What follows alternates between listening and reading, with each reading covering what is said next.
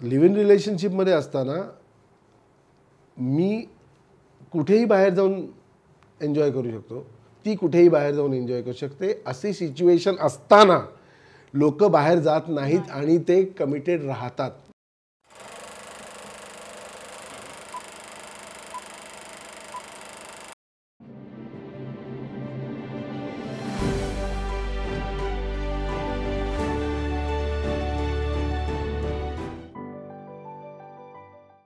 नमस्कार. दिल के करीबमध्ये तुम्हा सगळ्यांचं अगदी मनापासून स्वागत आहे. आणि आज दिल के करीबमध्ये आपल्याबरोबर आहेत the legendary actor Yatin Karekar. Yatin दादा नमस्कार. नमस्कार. Thank you so much for coming in Dil Ke Karib. You are welcome. तुम्ही आज पुण्यावरून इथे आलात. हो. So you must be very tired, पण अजिबात दिसत नाहीये, मस्त फ्रेश दिसताय तुम्ही. Same to you. इनफॅक्ट तुम्हाला कॉम्प्लिमेंट आहे, तुम्ही बारीक झालात. मी जे लास्ट शूट बघितलं होतं आणि तुमचा जो प्रोग्राम आहे छान, तुम्ही तुमच्या मुलीबरोबर करता. हो. त्याच्यात तुम्ही काय काय छान छान, इनफॅक्ट मी सगळ्यांना सांगेन की प्लीज तो प्रोग्राम बघा, तो लाईक करा आणि शेअर पण करा. कारण त्यात 2 सुंदर मुली, म्हणजे ही मुलगीच आहे आणि त्या इतक्या सुंदर सुंदर काय काय काय काय रेसिपीज करत असतात आणि पटकन बनवता येतील अशाही असतात. पण त्या प्रोग्रामची खरी मजा काय माहिती आहे का, त्याचे आउटटेक्स. म्हणजे तो प्रोग्राम संपला असं वाटतो, त्याच्यानंतर जे तुम्ही करताना तुम्ही जोगी जे चुकलंय, कोणाचं काय ते सगळं लावता. अरे मजा येते, खूप मजा येते. बिहाइंड द सीन जरा मज्जा मज्जा आम्ही करत मस्त मस्त. Very good very good very good. Thank you so much दादा. प्लेजर. दादा आत्ता लॉकडाऊन चालू होतं आणि लॉकडाऊनमध्ये प्रत्येकाला वेगवेगळ्या प्रकारचे प्रॉब्लेम्स आले होते. आपल्या क्षेत्रामध्ये एस्पेशली बरेच जण खूप मायूस झाले होते. काम नव्हतं आणि आपल्याला घरात बसायची एकतर सवय नसते. आपण 3-4 महिने घरात बसलो होतो. तुमचा काय एक्सपिरियन्स होता आता? घरात तर सगळेच होतो आपण, पण माझं असं म्हणणं आहे माहिती आहे सुलेखाजी की लॉकडाऊन हा पहिल्यांदा माझ्या आयुष्यात आलेला लॉकडाऊन नाही. म्हणजे काम नाही असं पहिल्यांदा नाही झालंय. अनेकदा मी शांतीमध्ये असताना सुद्धा मला 3 महिने बाहेर काढलं होतं त्या लोकांनी, मीच सोडलं होतं. तर 3 महिने मी शांतीमध्ये नव्हतो आणि काम नव्हतं काहीच. पण हां, एक थोडीशी इन्सिक्युरिटी टाईप्स येते, पण आपण आपले मार्ग शोधतो आणि मी भरपूर तेव्हाही मार्ग शोधले होते. यावेळी तर आणखी मज्जा झाली. मी गार्डनिंग सुरू केलं. अच्छा. हो, म्हटलं परत कधी अशी वेळ आली तर ॲटलीस्ट स्वतःची एका आठवड्यापुरतीची भाजी तरी घरात बनवता आली पाहिजे. ग्रीन वॉल काय असते किंवा कुठली सॉईल असते, त्याला फर्टिलायझर काय टाकायचं, कोथिंबीर कशी बनवायची, टोमॅटो कसे बनवायचे वगैरे सगळं शिकून घेतलं. हे सगळं घरी बनवत होता तुम्ही? ॲब्सोल्युटली. ते सुरुवातच केली मी करायला. वाह. ते नंतर आता माझा MSc झालं मरीन झुऑलॉजीमध्ये, त्याच्याबरोबर मी न्यूट्रिशन वगैरे पण शिकलेलो आहे बराचसा. तर त्यात म्हणजे असं थोडंसं कधी कधी वाटतं की यार चुकलं, झुऑलॉजीच्या ऐवजी बॉटनी घ्यायला हवं होतं. नाही, त्यांनी खूप फरक पडला असता.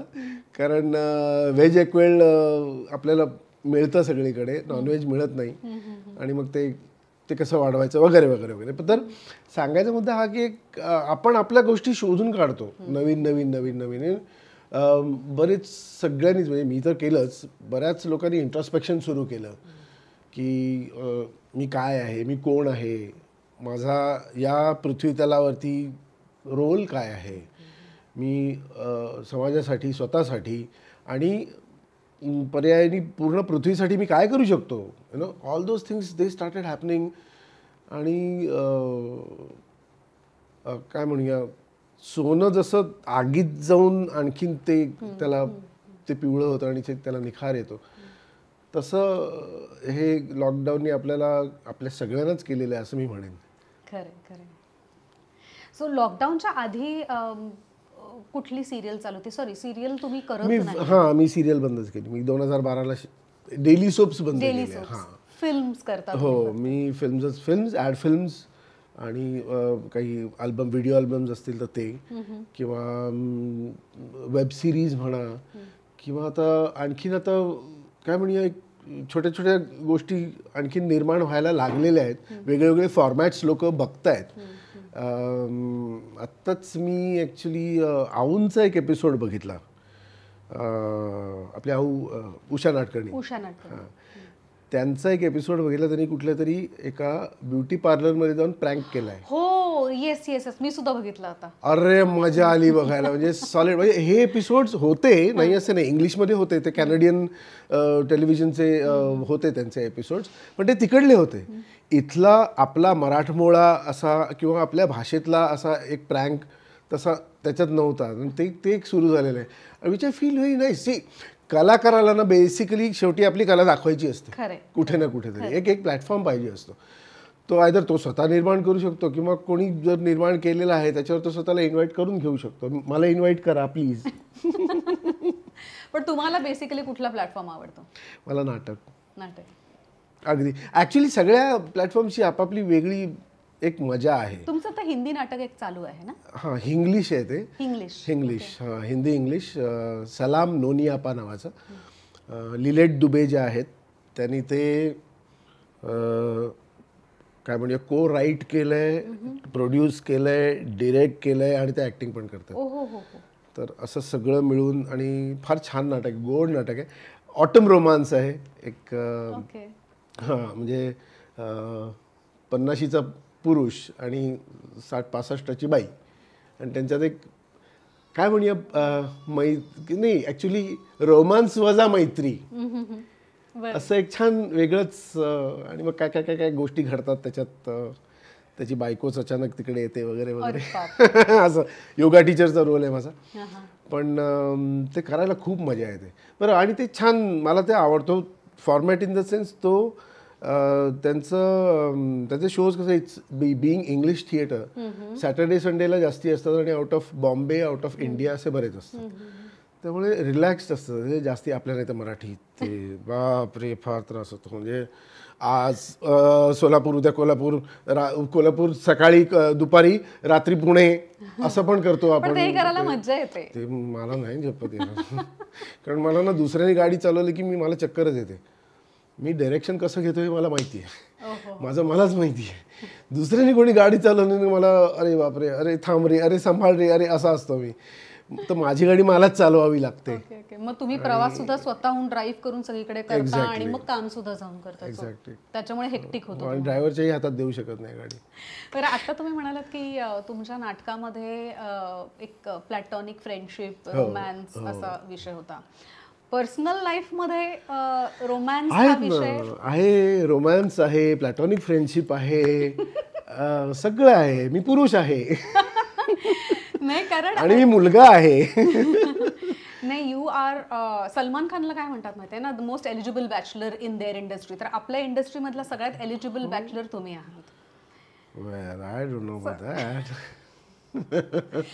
कारण बऱ्याच मुली विचारतात की यतीन दादाचं लग्न का नाही झालंय, किंवा ना करिअर एवढं उंचीचं आहे, दिसायला एवढा सुंदर आहे. नाही, तसं नाही. माझं लग्न झालं होतं ना.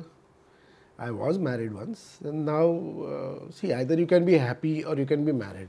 You can't be happily married, but I'm happily divorced. Yes, I'm happily divorced, very happily divorced.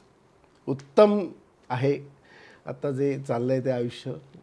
मैत्रिणी आहेत भरपूर, काही प्रॉब्लेम नाही आहे. आणि मित्रही आहेत, पण मी तेवढा सोशलाइजच करत नाही. का पण? आय डोंट नो, समहाव एक डिटॅचमेंट झालीच आहे. म्हणजे तसं बघायला गेलं तर लहानपणापासून भरपूर पार्टीज बघितल्यात. आईवडील दोघेही डॉक्टर होते, प्लस आई ॲक्टर होती. त्यामुळे डॉक्टर्सच्या पार्टीज एका बाजूनी आणि ह्या ॲक्टर्सच्या पार्टीज एका बाजूनी. तर आमच्याकडे आठवड्यातले फक्त 2च दिवस असे असायचे जेव्हा पार्टी नसायची.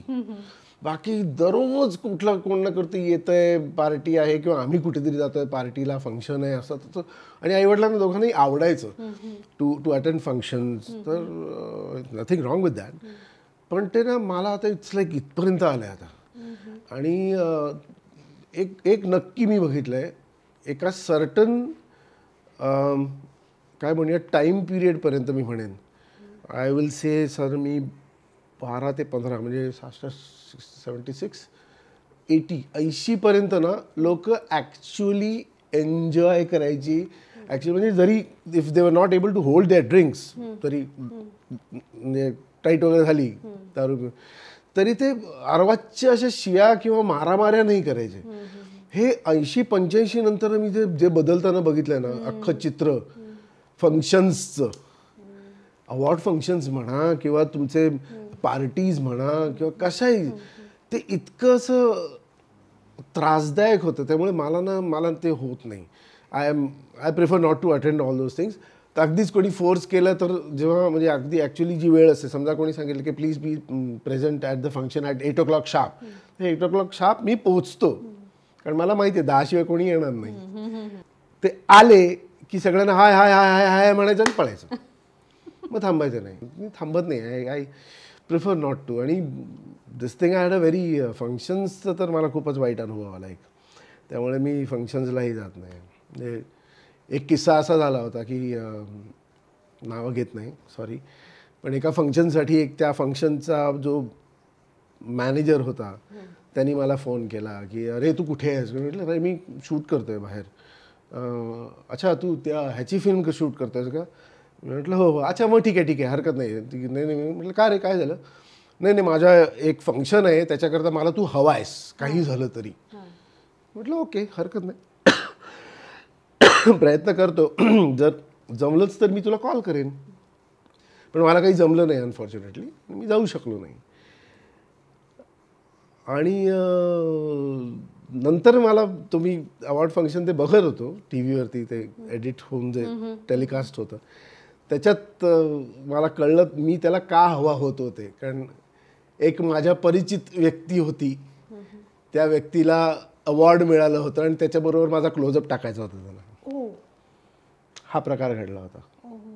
हे खूप आता उशिराच आहे, पण तोपर्यंत मी सोडलंच होतं अवॉर्ड फंक्शन्सला जायचं. मी आधी त्याच ह्याच्या 1-2 अवॉर्ड फंक्शन जेव्हा अगदी सुरू झाले होते ते अवॉर्ड्सना तेव्हा गेलोही होतो. त्यांना मी अवॉर्ड प्रेझेंट पण केले होते त्या दुसऱ्या ह्याच्यात. पण हे असे सगळे खेळ खेळले जातात. बेसिकली TRPचा खेळ आहे की त्या व्यक्तीला मिळाले ना. आता उदाहरणच द्यायचं झालं तर म्हणजे बच्चन साहेबांना मिळालं आहे, बच्चन साहेबांनी जया बाजरी बसले आहेत आणि तिकडे बाजूला रेखाचा क्लोजअप टाकला जातो. I hate all those things. You know don't stoop. They stoop to such low level ना. ते इतक्या खालच्या स्तराला जातात की त्याचा विचका होतो. तुम्ही प्रायव्हेट, हां त्यांचं प्रायव्हेट लाईफ आहे त्यांना जगू द्या ना. Everyone has a right to live. त्यांनी त्यांचं आयुष्य कसं जगावं हे त्यांनी ठरवायचं. हो पब्लिक तुम्ही आहात, पब्लिक फिगर आहात तुम्ही, तुमचं लाईफ. मी पब्लिक फिगर असलो तरी मला एक माझं पब्लिक इमेज आहे जे मी मोडत नाही आहे. मी माझं आयुष्य असं जगतोय ज्यामुळे कोणाला त्रास होणार नाही. तर मला तुम्ही त्रास देऊ नका. Make sense. हा खोटेपणा नाही करायचा माझ्याशी. म्हणून मी ते फंक्शन्सला पण जात नाही, कुठे जात नाही. I am very happy with my self. My nowadays आपलं internet is a very good friend. Very good friend. म्हणजे मी as a kid I used to like watching documentaries. म्हणजे मला डॉक्युमेंटरीज बघणं खूप, काय म्हणतात आपलं माहितीपट, ते बघणं मला खूप आवडायचं. पण आता तर मी म्हणजे वेड्यासारखे बघतो म्हणजे. आणि इतक्या आहेत ना, इतक्या कंटेंट सुद्धा खूप चांगला, सुंदर आणि इतके चांगले चांगले विषय आहेत. सुंदर डॉक्युमेंटरीज बनवलेले आहेत. फॉर्च्युनेटली तुम्ही सुद्धा डॉक्युमेंटरीज म्हणू नका, वेब सिरीज म्हणू नका, तुम्ही सगळीकडे असता. हो मला आवडतात सगळे. मला सगळेच फॉर्मॅट्स आवडतात खरंच, सिरियसली. म्हणजे फिल्मची एक वेगळी मजा आहे. यु नो बाजीराव मस्तानी म्हणा किंवा मुन्नाभाई MBBS म्हणा, हे करताना जी एक वेगळी मजा आली होती ना, म्हणजे प्रत्येक कॅरेक्टर करताना, तर ती एक वेगळी मजा आहे फिल्म करताना. नंतर डेली सोपची एक वेगळी मजा आहे. यु नो पण तुमच्या वेळेला म्हणजे शांतीच्या वेळेला तर it was at is peak. Seriously. म्हणजे खरंच मला कोणी असं म्हणतं की अरे डेली सोप तर तुमच्यामुळे, म्हणजे तुम्ही सोडलं डेली सोप्स, तुमच्यामुळे तर सुरू झालं डेली सोप. म्हणून मी त्यांना सांगतो की बाबा हे ते मूल नाही जे आम्ही जन्माला घातलं. माझी चूक झाली. पण खरंच हे मूल नाही आहे. आता ना त्याचा एक, you must be knowing it of course, तुम्ही अजून डेली सोप्स करताय, त्याचा एक काम करण्याची जी पद्धत आहे ना तिकडची, ती इतकी म्हणजे चुकीची झाली आहे. अशी नव्हती पद्धत. मला आठवतं आम्ही शांतीच्या वेळेला सगळे जण बसायचो, सगळे म्हणजे त्या सीनमध्ये मी असो नसो त्या म्हणजे आता costume head of costume department त्याचा काय तसा संबंध नाही, पण ते बसणार, मेकअप हेड बसणार, एडीज वगैरे तर असणार, डिरेक्टर असणार, कॅमेरा DOP असणार, आम्ही असणार ॲक्टर. कधी जर चुकून सेटवरती एडिटर आलाच तर तोही असणार, रायटर तर असणारच. हे सगळे बसून ना डिस्कस करायचो आम्ही की हा सीन असा करूया, हां हां तू हां मग हे अरे हे वाक्य बदल हे ना दादा तेव्हा वेळ सुद्धा असायचा, आता वेळच नसतो हे सगळं नाही. तेव्हाही वेळ नव्हता. तेव्हा वेळ का तेव्हा वाढली. नाही तेव्हा वेळ का होता तुम्हाला सांगतो. तेव्हा वेळ का होता कारण ते लोक पूर्वतयारी करायचे. आम्ही जेव्हा शांतीचा पहिला एपिसोड शूट केला त्याच्या आधी त्यांचं पूर्ण वर्षाचं स्क्रिप्ट रेडी होतं. 250 एपिसोड्स डायलॉग सकट रेडी होते. आपलं शेवटी काय होतं as actors or as a creative person जे तुम्हाला एक डिसिप्लिन आहे बघा. म्हणजे आपण एक स्टोरी असते, त्या स्टोरीवरती स्क्रीन प्ले डायलॉग्स असं लिहिले जातात. ते क्रिएट झाल्यानंतर आपण इन्व्हॉल्व्ह होतो आणि ॲज ॲक्टर्स आपण आपलं कॅरेक्टरवरती आपण इनपुट देतो. डिरेक्टर आपलं इनपुट देतो, साऊंडवाला देतो, कॅमेरावाला देतो, मेकअपवाला, सगळेजण. ते आता होऊच शकत नाही त्या स्टेजला. मग ते रेपिटेटिव्ह पण होतं, ते इलॉजिकल पण असतं, ते प्रोग्रेसिव्ह नसतं. सो म्हणजे जरी मी एक म्हणजे ॲज अ चॅलेंज मध्ये काय झालं होतं, एक असा एक काळ आला होता माझ्या आयुष्यात की मी म्हणजे सॅच्युरेट झालो होतो आणि मला बाहेर पडायचं होतं तिथून की नाही मला नको आहे आता डेली सोप. हे मी ॲक्च्युली सोडायच्या आधीची गोष्ट करतो. आणि मी म्हटलं नाही I should change my self आणि let start looking at daily soaps as a challenge. म्हणजे कसं म्हणजे हा मला नाही कळलं. म्हणजे कसं तर एकच गोष्ट असते की नाही आणि ती आपण जात्यासारखी दळत असतो. करेक्ट आहे. तर त्याच गोष्टीकडे आपण वेगवेगळ्या अँगल्सनी बघूया ना. तेच कॅरेक्टर आपण वेगवेगळ्या अँगल्सनी बघायला सुरुवात करूया. आपण वेगवेगळ्या तऱ्हेने ते प्रस्तुत करण्याचा प्रयत्न. तसं करायला गेलं तर आलं चॅनेलकडनं नाही असं करू नका, नाही असं करू नका, हे तुम्हाला सांगितलं तेवढंच का. आणि गेलं मग माझं, मग हटली माझी. जिकडे मला सांगितलं गेलं की तुम्हाला सांगितलं तेवढंच करा, तू कर, असं सांगून मी निघालो. Bye bye. मग तेव्हापासून फिल्म्स आणि वेब सिरीज, थिएटर आहे ना, खूप मोठं आहे बापरे. पण तिकडे काम करायची पद्धत वेगळीच असते का त्यांची? It's so good. Web series is very much like films. They follow that protocol. They have a story, screenplay. And before going onto the floors, they have a storyboard. या सीनचा स्टोरीबोर्ड असतो. मग तो स्टोरीबोर्ड लिहिला जातो. मग दाखवतात मला, sir हा ऐसे ये मेरे 10 शॉट है, आपको कुछ और सूझ रहा है क्या अलग करने का? हाँ मैं ये थोड़ा सा करके देखूँ. हाँ करके देखो ना, बिल्कुल. मग ते करून बघतात, सर वो दैट्स नॉट वर्किंग आउट, हम लोग एक काम करते हैं, थोड़ा सा ऐसा करते हैं, मैं एक शॉट इसमें से कम कर देता हूँ. आणि मग स्टोरी बोर्ड असतो. तो स्टोरी बोर्ड खूप महत्त्वाचा आहे, जो सिरियल्समध्ये येऊच शकत नाही कधीच. इम्पॉसिबल आहे. फिल्म्सना असतो, ॲड फिल्म्सना असतो, वेब सिरीजना पण असतो. See it's that procedure basically. म्हणजे एखादा हार्ट सर्जन जर आहे तो काय म्हणूया ओपन हार्ट सर्जरी करायला तो काही घशातून हात नाही घालत. तर अशीच एक प्रोसिजर फिल्म मेकिंगला सुद्धा आहे. तर असा हा स्टोरी बोर्ड जो एक खूप महत्त्वाचा भाग आहे फिल्म मेकिंगचा, सिरियल मेकिंगचा, काही यु नो तो फॉलोच करत नाही. पण ॲक्च्युली किती मदत होते यांनी माहिती आहे का. डिरेक्टरला मदत होते, DOPला मदत होते, ॲक्टरला दाखवलं तर ॲक्टरलाही मदत होते, यु नो, प्लस पुढे नंतर एडिटरला मदत होतेच, सगळ्यांना मदत होते. फॉलोच करत नाही कोण, काय करूया. आणि हा सेम पॅटर्न ॲड फिल्म्समध्ये सुद्धा फॉलो केला जातो. ॲब्सोल्युटली. तुम्ही आत्तापर्यंत किती ॲड फिल्म्स केले असतील दादा? आय थिंक अराउंड 250-300 झाले असते. 250-300. कारण एक काळ होता, मला आठवते, जेव्हा मी कॉलेजमध्ये वगैरे होते, सगळ्या जवळपास सगळ्या ॲडमध्ये तुम्ही दिसायचं. अल्टरनेट ॲड्स माझ्याच होत्या. हो, नंतर मीच म्हटलं यार मी फार दिसतो यार, हाँ यार ओव्हर हो गया इसका, चलो आम्ही बंद करतो. आणि ते कमी करून नंतर मग हळूहळू सिरियल्सकडे शिफ्ट झालो. पण ॲड्स भरपूर. पण या सगळ्या ॲड फिल्म्स करताना तुम्ही स्वतःहून कोऑर्डिनेशनसाठी किंवा प्रोडक्शनसाठी खूप मदत करायचं, तसं मी ऐकलंय. हो, खूप. कारण तेव्हा मॉडेल कोऑर्डिनेटर्स ॲज सच नव्हते, म्हणजे कुठलेच कोऑर्डिनेटर्स नव्हते तसं बघायला गेलं तर.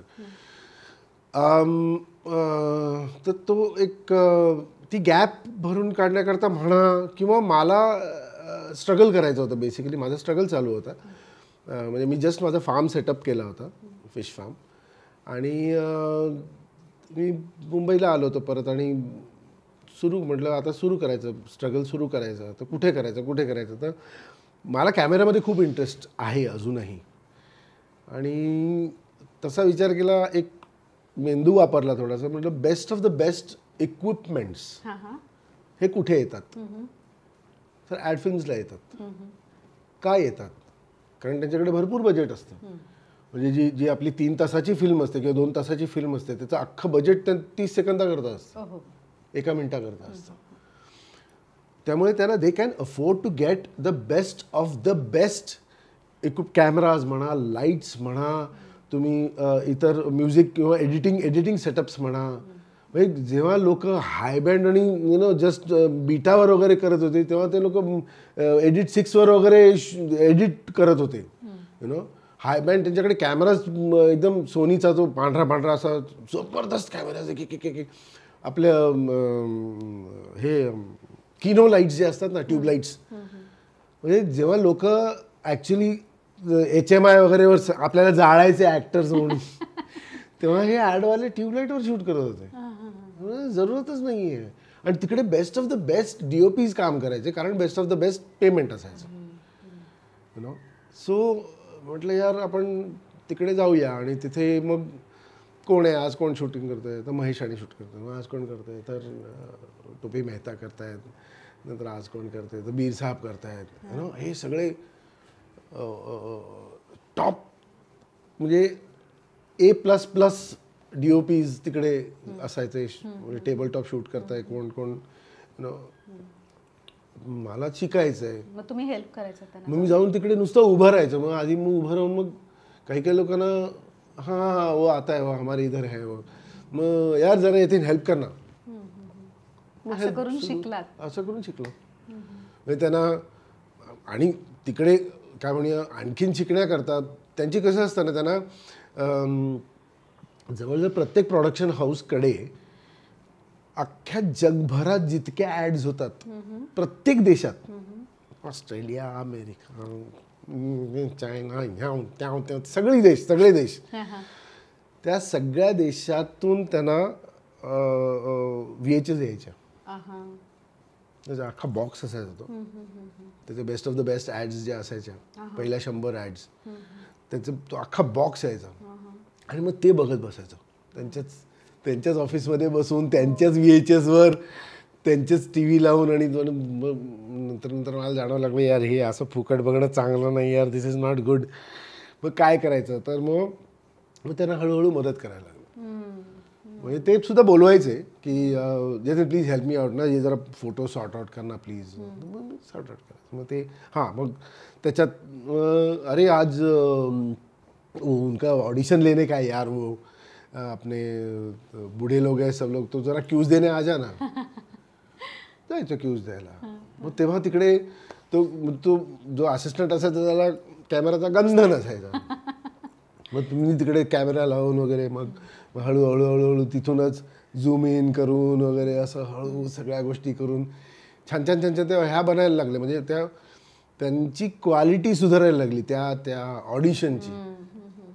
त्यामुळे फार आवडायला लागलं. म्हणजे तिकडे आपलं फेमस स्टुडिओ महालक्ष्मी जो आहे तिकडे मी जायचो. सकाळी 9 वाजले की बाईकला किक मारायची, सुटायचं घरनं, आणि तिकडे जाऊन गाडी पार्क करायची. आणि आज कोण ह्याच्याकडे, आज उद्या कोण त्याच्याकडे, सकाळी ह्याच्याकडे, दुपारी त्याच्याकडे, तिसऱ्याकडे संध्याकाळी. आणि मग रात्री रात्री मग 10-10:30ला तिकडून कोणाचं तरी शूटिंग बिटिंग पॅकअप कर. बरं, कोणीही मला मज्जाव केलं नाही, कोणी मला थांबवलं नाही. उलट सगळेजण आवर्जून स्वतःहून बोलवायचे आणि बसवायचे आणि शिकवायचे की हे बघ हे बघ हे बघ हे बघ, अरे याड ना, हे कसं केलं असेल रे, हे कसं केलं असेल. मी मग स्वतःचं डोकं लावून काहीतरी बोलायचं, जे चुकीचं असायचं मोस्ट ऑफ द टाईम. मग ते मला शिकवायचे की नाही नाही नाही, हे असं नाही, हे असं आहे, हे असं नाही, तसं आहे. मजा. पण हे किती साली, म्हणजे किती वर्षाचे होतात तुम्ही? I am talking about 90 just before Shanti. या 1990 ते 94. आणि तेव्हा तुम्ही फिश फार्मिंग करायचं? हां, ते फार्म तर चालूच होतं ना. अजूनही चालू आहे? चालू आहे. म्हणजे काय आहे ते exactly? I am very interested. बरं, मी MSc केलंय मरीन झुऑलॉजीमध्ये, बॉम्बे युनिव्हर्सिटी रुपारेल कॉलेज. आणि आधी ॲक्च्युली मला म्हणजे त्याचं एक स्पेशलायझेशन कोर्स असतो CIFEचा, central institute of fishery education. बरं. तर त्यांचा एक स्पेशलाइज्ड कोर्स असतो for induced breeding in Indian major carps. Rohu, catla, mrigal हे मेन इंडियन मेजर कार्प्स असं म्हणतात. They are fresh water fish. Okay. म्हणजे ते गोड्या पाण्यातले मासे, खाऱ्या पाण्यातले नाही किंवा खाडीचे नाही. कल्याणला टिटवाळा मंदिर जे आहे त्याच्यापासून 6 किलोमीटर अलीकडे माझं फार्म आहे. तिकडे माझा एक बिझनेस पार्टनर पण आहे. बरं. तर तो छान ते सांभाळतोय. अरे वा. आणि हां, एक साधारण नोव्हेंबर, डिसेंबर, फेब्रुवारी 4 महिने आम्हाला करता येते कारण थंडी खूप असते तिकडे. पण बाकी नंतर जे मार्चपासून आम्ही सुरू करतो ते एकदम ऑक्टोबरपर्यंत जोरात असतं सगळं. मजा येते, मजा. Very nice. दादा, मी असं सुद्धा ऐकलंय की तुम्ही आउट ऑफ द वे जाऊन सगळ्यांना खूप मदत करता. म्हणजे जसं आता तुम्ही सांगितलं की या ॲड एजन्सीजमध्ये तुम्ही हेल्प करायचं. हो. तसं आउट ऑफ द वे जाऊन बऱ्याच लोकांनी म्हणजे जेव्हा तुमच्याबद्दल विचारपूस करत होते, प्रश्न काढत होते, तेव्हा बऱ्याच लोकांनी सांगितलं की यतीन कारेकरांनी आउट ऑफ द वे जाऊन मदत केली आम्हाला. सो आहे आता ते जेनेटिकली आहे माझ्यात, मी काही करू शकत नाही, सॉरी. म्हणजे जेनेटिकली म्हणजे असं करताय की माझे आजोबा जे होते, आईचे वडील वसंतराव कामेरकर, हे HMV कंपनीमध्ये फ्लोअर मॅनेजर होते. म्हणजे एका स्टुडिओमध्ये ते मॅनेजर होते. पण त्यांचा कान खूप तयार होता. आणि रेकॉर्डिंग जेव्हा तेव्हा 1 ट्रॅक असायचं ना. म्हणजे आता कसं 64, 84, 184 ट्रॅक्स असतात वेगवेगळे. फ्लूटवाला कधी येतो वाजवून जातो, तबलावाला कधी येतो वाजवून जातो, तसं नव्हतं. एक सिंगर एका बूथमध्ये असायचा काचेच्या आणि सारंगी, वायलिन, तबला, ढोलक, जे काय इन्स्ट्रुमेंट्स वापरणार ते सगळे एकत्र समोर बसलेले असायचे. आणि एका वेळी सगळं गाणं रेकॉर्ड व्हायचं. अख्खेच्या अख्खे सगळेजण वाजवायचे, सिंगर गायचा आणि त्याचा टेम्पो विम्पो सांभाळला जायचा. असा तो प्रकार तेव्हाचा होता. आणि त्यावेळेस त्यांचा कान तीक्ष्ण असल्यामुळे त्यांना बोलवलं जायचं रेकॉर्डिंगला खास, की वसंतराव एकदा रिहर्सल बघून घ्या ना. मग ते रिहर्सल बघायचे आणि मग ते सांगायचे नाही दुसऱ्या अंतऱ्याच्या 5व्या बीटला ना तबला जरा जास्ती वाजतो, त्याला कमी करायला सांगा. इतकं बारीक ते सांगू शकायचे, बारीक बारीक गोष्टी. बरं, हा एक जॉब होता त्यांचा. पण त्यांचा जॉब प्रोफाईल दुसरा असा होता की जेव्हा जेव्हा रेकॉर्डिंग नसेल तेव्हा तेव्हा टॅलेंट स्काउटिंग त्यांनी करायचं. टॅलेंट स्काउटिंग म्हणजे न्यूज येतात बघा की अरे कुठल्या तरी कोकणाच्या एका गावात एक फार चांगला लेखक, एक त्याने छोटीशी कविता लिहिली आहे, तर बघ जा, गदिमानात घेऊन ये. मग नंतर गदिमांकडे गेले. किंवा अरे जयपूरला कोणतरी एक किंवा उदयपूरला किंवा असं देशात कुठेही एक चांगला सनई वादक आहे, एक चांगला ढोलक वादक आहे, एक हे आहे, असं. तर मग हे स्वतःच्या पैशानी तिकडे जायचे, त्यांना बघायचे टॅलेंट, मग त्यांना कन्व्हिन्स करायचे त्या आर्टिस्टला की प्लीज तुम्ही मुंबईला, आम्हाला रेकॉर्डिंग करायचं आहे तुमचं. मग तुमचं ऑल इंडिया रेडिओवर रेकॉर्ड वाजेल तुमचं, वगैरे वगैरे वगैरे. मग त्यांना आणायचे. त्यांना स्वतःच्या घरात, शिवाजी पार्कला खूप मोठं घर होतं आजोबांचं, म्हणजे अख्खा मजलाच त्यांचा होता आणि जॉईंट फॅमिली होती. तर त्या घरात त्यांना ठेवून मग त्यांचं व्यवस्थित करून आणि मग त्यांना परत त्यांची जी काय अमाऊंट असेल त्या कंपनीकडून त्या मिळवून मग त्यांना राहायची इच्छा असेल तर त्यांना आणखीन राहा, तुम्ही तुमचे प्रोग्राम्स करू आम्ही, हे करून अच्छा. त्यांना तर ते जे काय आहे त्यांच्याकडून म्हणतात ना, इट स्किप्स अ जनरेशन, तर ते माझ्याकडे आलेलं आहे. आईकडे पण होतं, पण आईने एवढं म्हणजे एक्सप्लोर न करण्याचं कारण तिला तिचं मेडिकल फील्ड पण होतं आणि ॲक्टिंग फील्ड पण होतं. पण ते माझ्याकडे आलं आहे आणि मला दिसायचंच की अरे ह्या माणसाकडे टॅलेंट आहे, ह्या माणसाकडे सॉलिड टॅलेंट आहे, किंवा ह्या मुलीकडे अरे काय सुंदर आहे, वा हे तू ॲक्टिंग सोड, तू लिही. असंही केलेलं आहे लोकांना मी, आणि खूप लोकांना केली मदत. ते जेनेटिकली आलेलं आहे. पण त्याची परतफेड झाली का? खरं सांगू तर मी परतफेडीची अपेक्षा केलीच नाही. तेही आजोबांसारखंच आहे, त्यांनी कधी अपेक्षा केली नाही की परतफेड व्हावी ॲज सच. पण म्हणजे ज्या लोकांना मदत केली त्या लोकांकडनं काही अपेक्षा नव्हती, पण जे त्यांनी केलं ते अपेक्षित नव्हतं. फारच कृतज्ञ वागले माझ्याशी बरेच लोक, म्हणजे 80% लोक कृतज्ञ वागले असं म्हणायला हरकत नाही. पण मी मदत करायचं कारण मला आवडतं मदत करायला. मी मदत करतो कारण मला आवडतं.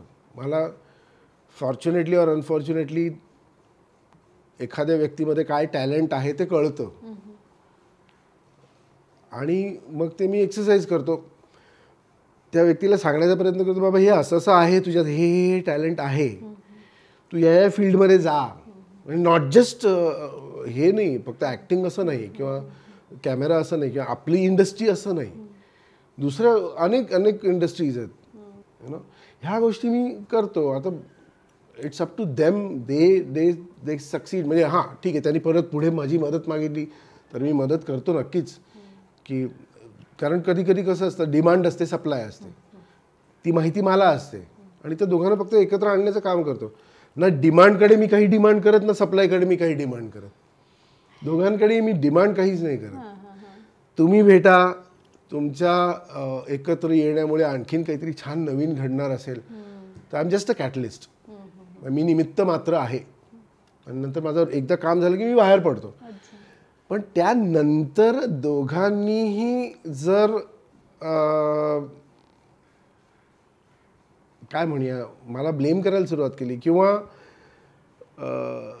मी केलेलं उपकार नाही म्हणणार मी, इट इज नॉट उपकार, मी केलेलं जे कार्य आहे त्या कार्यात जर मी हे नाही म्हणजे कुठे त्यांनी इन्व्हॉल्व न करायचं ठरवलं तर वाईट नक्कीच वाटतं. की अशी कृतज्ञता तुम्ही करू नये. म्हणजे डोंट बी सो सेल्फिश, आणि की तुम्ही म्हणजे यतीन कार्यक्रमांना मेन्शनच करत नाही. किंवा तर आहेत बरीच उदाहरणं. एक फेमस उदाहरण आहे, त्या मुलगा सिरियल्समध्ये काम करत होता, माझी तिकडे ओळख झाली, नावं घेत नाही प्लीज, आणि त्याला मी एका फिल्मसाठी मला बोलवलं गेलं होतं, तिकडे मी त्याचं नाव रेकमेंड केलं, त्याला ती फिल्म मिळाली, त्यानंतर तो खूप मोठा स्टार झाला, आणि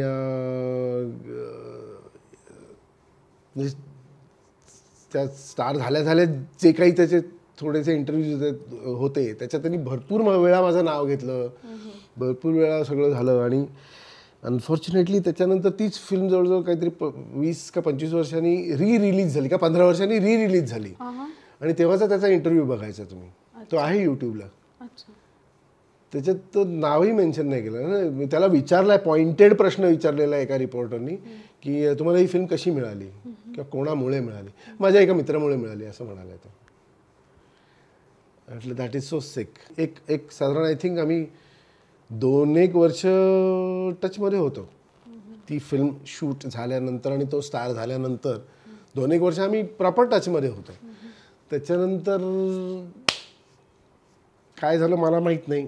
माणसं बदलतात ना, खूप बदलतात. स्टार झाले, स्टारडम चेंजेस, या it changes you a lot. And पण हा तसा बदलेल असं वाटलं नव्हतं. अशी म्हणजे मी म्हटलं ना की त्यांच्याकडून काही अपेक्षा नाही, पण जे ते केलं ना ते अपेक्षित नाही, नक्कीच अपेक्षित नाही. आणि खूप लागलं मला ते इतकं की फोन करून त्यांनी मला सांगितलं सुद्धा की हां आता मी दुसरी एक तुला फिल्म मिळवून दिली ना, आता आपला फिट्टूच झाला हां, असंही बोलला तो. म्हटलं अरे मी तुझ्याकडनं काही अपेक्षाच केली नाही मित्र, कधीच अपेक्षा नव्हती तुझ्याकडनं की तू मला काही द्यावंस, असं काही नाही. आणि तसं बघायला गेलं तर फिट्टूच होऊच शकत नाही, कारण मी तुला जी फिल्म, म्हणजे आता थोडासा राग येतो आहे मला, सॉरी ॲक्च्युली इमोशनली बोलायला नको मला, पण जर तसं बघायला गेलं तर मी जी फिल्म मिळवून दिली तर तुझं आयुष्य घडलं रे त्याच्यामुळे. आणि तू जी फिल्म मिळवून दिलीस, आपण त्यात एकत्र होतो, त्या लोकांना ती कधी आली कधी गेली तेही कळलं नाही लोकांना. Very sad, very sad. तू प्रोडक्शन हाऊस चालू केलंस, त्यात तेही मला कळवलं नाही, तेही मला बाहेरून कळलं.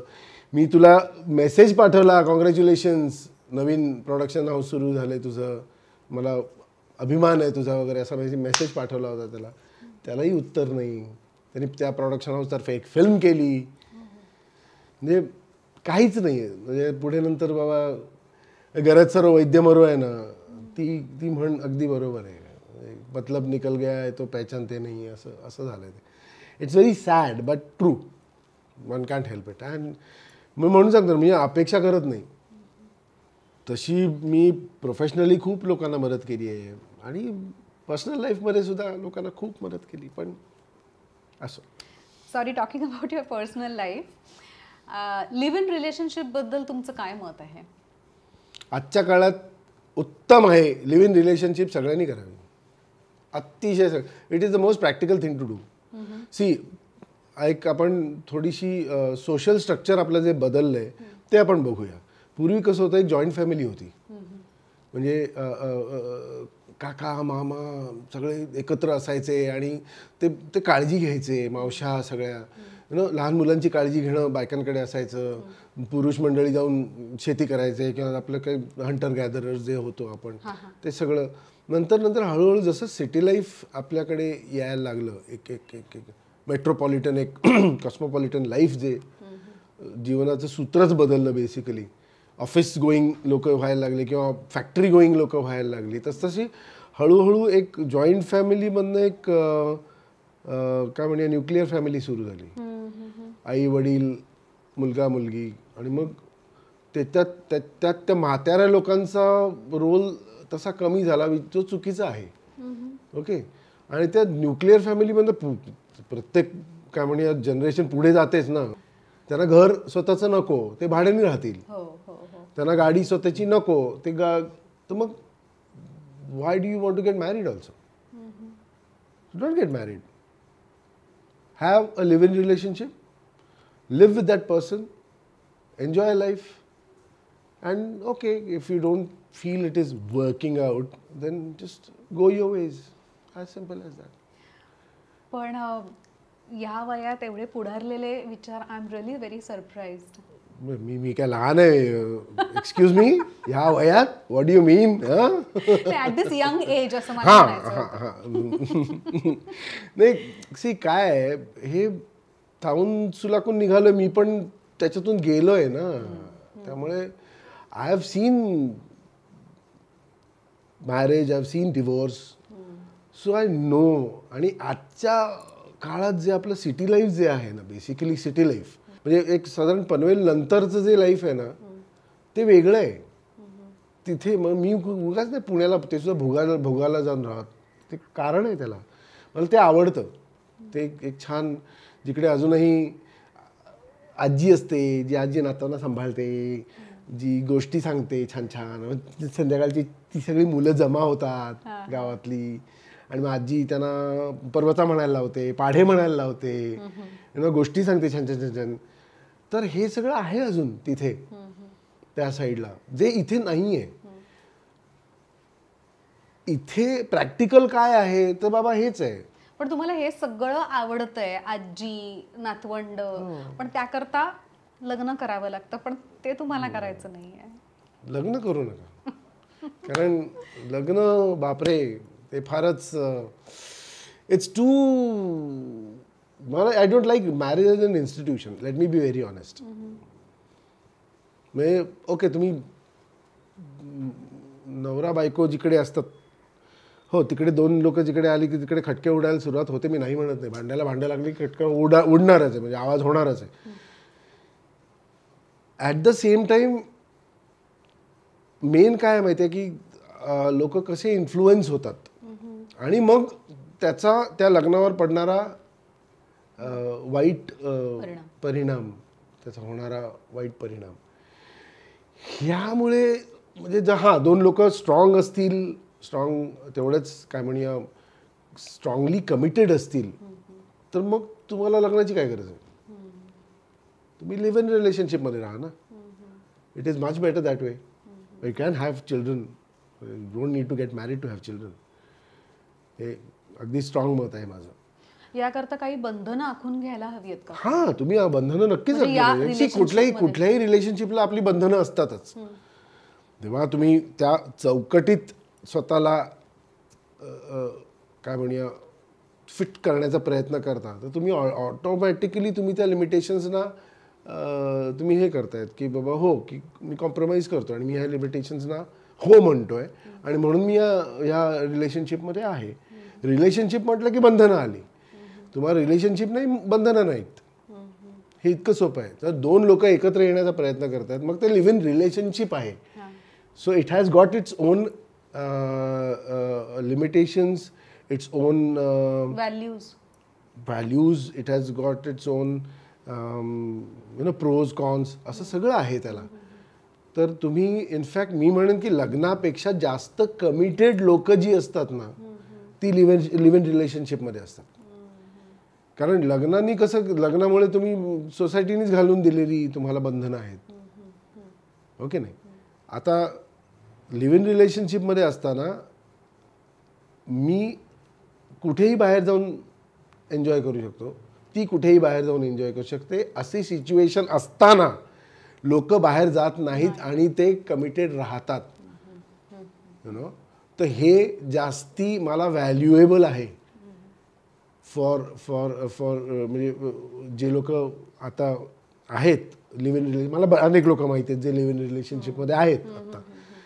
तर त्या लोकांना माझा सलाम ॲक्च्युली की तुम्ही बाहेर आता नाही, ते बघत नाही तिकडे तिकडे कुठे. दे आर कमिटेड, म्हणजे फोकस्ड की हां आता हे जे आहे ते आहे तेच आहे. हे तुम्ही म्हणताय ते पटतंय, मलाही हे सगळं बरोबर वाटतंय, पण कुठेतरी ना समाजाने अजूनपर्यंत हे सगळं एक्सेप्ट केलं नाही. कुठे असं कोण म्हणतंय? नाही, व्यवस्थित समाजाने व्यवस्थित ॲक्सेप्ट केलेलं आहे. म्हणजे इंडियात कमी झालं आहे, कमी प्रमाणात आहे पण आहे. कसं आहे ना, खरं सांगू, समाज म्हणजे कोण ना, आपला एक जो मिडल क्लास जो आता खरं तर नाहीसा होत चाललेला आहे आपल्या इकॉनॉमिक इन्स्टेबिलिटीमुळे, त्याच्याबद्दलच बोलताय तुम्ही. जो टॉप वरचा क्लास आहे ना, जो खूप सुपर रिच आणि सुपर रिच लोक आहेत ना, त्यांना काही फरक पडत नाही. आणि जे खूप गरीब आहेत ना, अंडर द पॉवर्टी लाईन, तिथे पण तेच आहे. हे जे ज्या सेट ऑफ व्हॅल्यूज आपण ज्या बोलतो ना, व्हॅल्यूज वगैरे, हे मिडल क्लाससाठी आपल्या.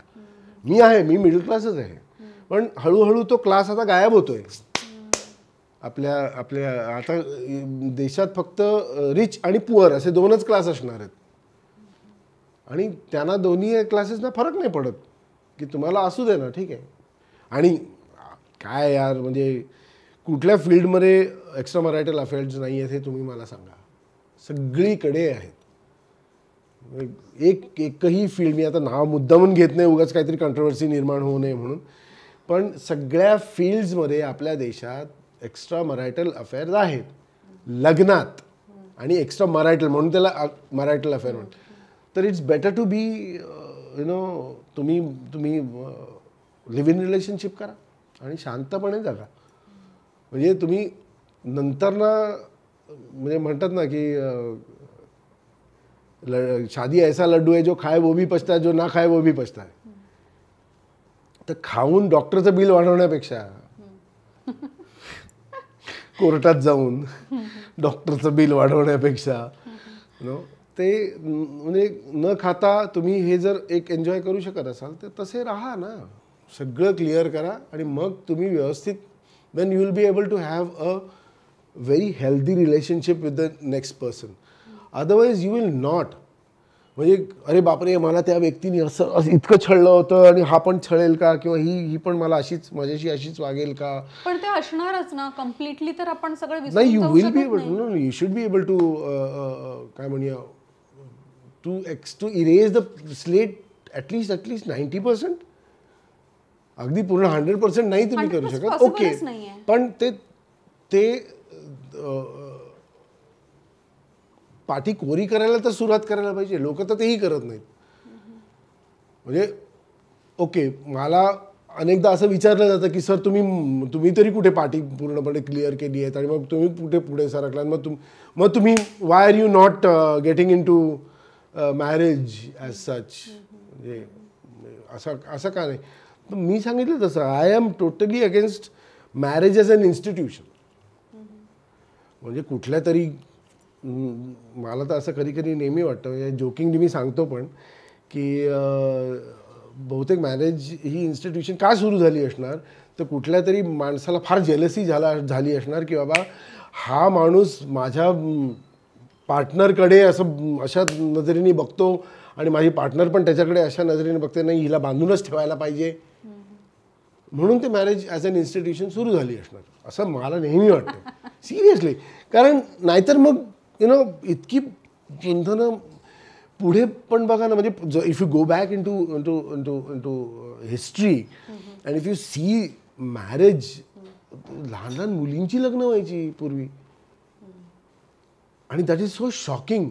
आज तू 60-60 वर्षाच्या म्हाताऱ्यांची, 15-15, 10-10 वर्षांच्या मुलींची लग्न व्हायची, आणि मग तो बिचारा मेला की नंतर ती विधवा, आणि ती कशी तिने जगायचं, आयुष्य कसं जगायचं, तर बाबा केस टकलू करायचं, लाल आलवण घालायचं, आणि कुठेतरी जातं आपलं दळायचं. ती फार छान फिल्म केली आणि आपल्या महेशने, ती काकस्पर्श, फार छान फिल्म केली. म्हणजे हिचा आपल्या आपटेबाईंचा, आपटेच ना, बापट, सॉरी, तिचा रोल फार छान तिने, प्रिया बापटने फार छान केला होता रोल, फार छान केला होता. ती फ्लश आउट नाही झाली थोडीशी फिल्म, ती एका वेगळ्या लेवलवर, त्या फिजिकल लेवलवरच राहून गेली, पण it has a full capacity to become Oscar winning film. जे फॉरेन एंट्रीज असतात ना, म्हणजे एखादी एक मुलगी जिनी काही फिजिकॅलिटी एक्सपिरियन्सच नाही केली आहे, आणि अशी मुलगी आहे त्या वयात, आणि she grows up and she is untouched, she is a virgin. तिचा नवरा मरतो आणि तिचा तो धीर असतो, ते त्या काळात अगदीच पॉसिबल होतं. तो एक काळच तसा होता यार. आजची मुलगी किती फॉरवर्ड आहे, खूपच फॉरवर्ड आहे. तिला आज सगळं अवेलेबल आहे आज, आणि म्हणून मी पुन्हा पुन्हा म्हणतो की आज better to be in a live in relationship than than everything else. कारण जरा खुट्ट झालं की तू माझं हे का केलंस, आणि तू माझं ते का केलंस, आणि तू टूथपेस्टचं झाकणच व्यवस्थित लावलंस, आणि पण ह्या सगळ्या गोष्टी होत नसतील का लिव्ह इन मध्ये? होतच असतील ना. होत असतात ना, पण because you have the responsibility to keep it alive and keep it sustaining and to keep it going forward. ते बंधन, लीगल बंधन नसल्यामुळे माणूस तेवढा हार्शली रिटॉर्ट होत नाही, तेवढा हार्शली रिॲक्ट होत नाही, आणि ग्रँटेड घेत नाही एकमेकांना. Exactly, you said it, correct words are granted घेत नाही. लग्नात you start taking your partner for granted. दादा सगळं बरोबर आहे, पण जोपर्यंत आपण लग्न करत नाही आणि आपल्याला मूल होत नाही तोपर्यंत आपलं नाव पुढे नेणारं कोणी नसतं. सो त्याची कधी गरज भासत नाही का तुम्हाला? नाही, ऑनेस्टली स्पीकिंग नाही. कारण सी, जर काय डॉक्टर शरद कारेकरांचं नाव आणि ज्योत्स्ना कारेकरांचं नाव पुढे नेणारं कोण असेल तर त्यांना 3 मुलं, यतीन कारेकर, प्रफुल्ल कारेकर आणि चेतन कारेकर. तर प्रफुल्ल कारेकर आणि चेतन कारेकरांचं लग्न झालेलं आहे, त्यांना प्रत्येकी 2-2 मुलं आहेत आणि ते नाव पुढे नेत आहेत. मला जर नाव असं वाटलं की कोणाचं म्हणजे माझं नाव पुढे नेणारं कोणी हवं असेल तर मी ॲडॉप्ट करेन ना. हां, म्हणजे लहान मूल ॲडॉप्ट करून मला म्हणजे त्या मुलाला माझं नाव देईन किंवा मी म्हणजे वयस्कर लोकांना ॲडॉप्ट करेन की. म्हणजे आय विल ॲडॉप्ट पेरेंट्स ना. Why not. ॲडॉप्शन जर करायचं आहे तर मुलंच ॲडॉप्ट करायला पाहिजे असं थोडीच आहे. मी आता कितीतरी काय म्हणूया आईवडील टाकलेले आईवडील, सॅड टू से दॅट, पण टाकलेले आईवडील असतात, वय झालेली म्हातारी माणसं असतात, त्यांना ॲडॉप्ट करेन. ॲडॉप्ट करायचं असेल, नाव द्यायचं असेल तर, आणि ते म्हणजे खुशी खुशी माझं नाव लावतील किंवा त्यांनी त्यांचं नाव लावं, माझी काही हरकत नाही, पण ॲडॉप्ट करेन मी जर कोणीतरी माझं स्वतःचं असावं वगैरे असं वाटलं मला तर. हा किती वेगळा विचार आहे, म्हणजे आमच्या कधी मनात सुद्धा येत नाही हा विचार. अरे नाही, असं नाही.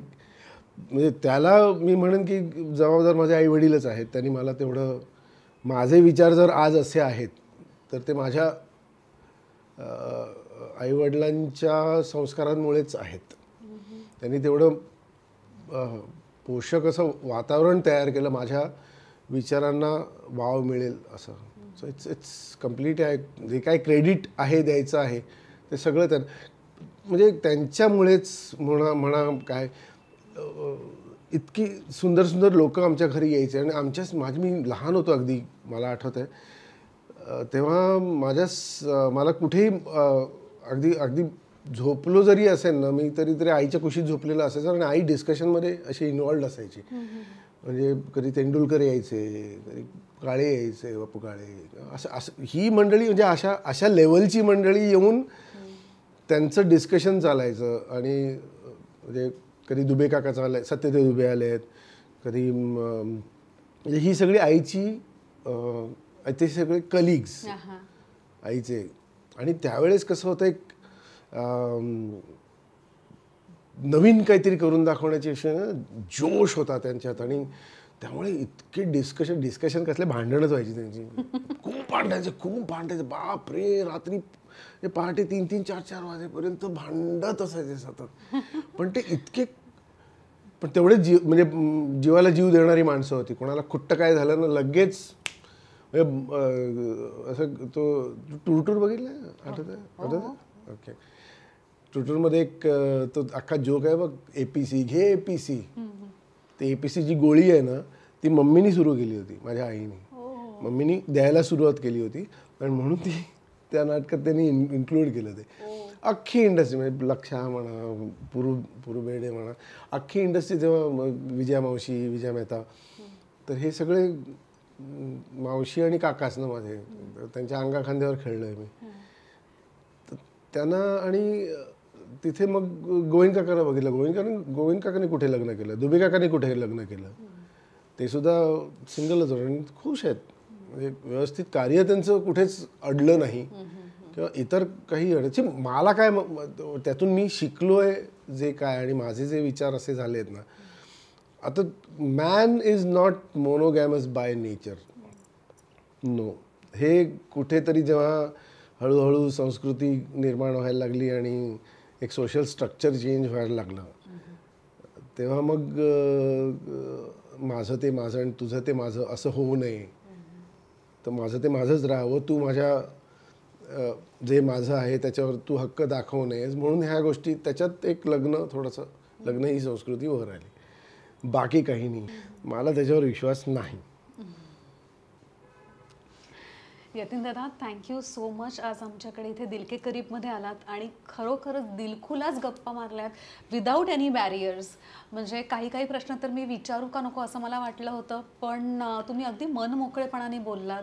चेस. जगा आणि जगू द्या.